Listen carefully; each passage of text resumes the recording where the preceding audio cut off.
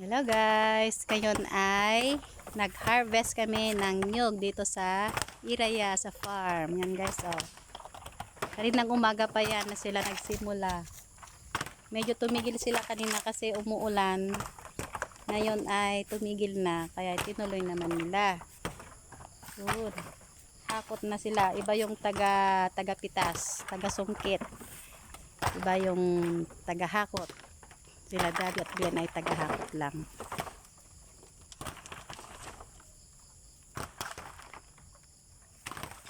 Mga ilang piraso na kaya ito, oh. Mga ilang piraso na kaya ito, de. Ang dami guys, oh. Siguro may 3,000 na naman ito.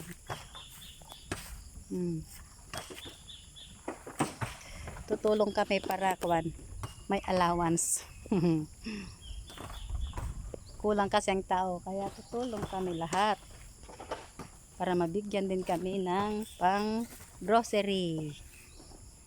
Yan guys, so mamaya ay tutulong din ako magbaba ng nyog sa kariton. Thank you for watching. Ang saya mag-harvest ng nyog.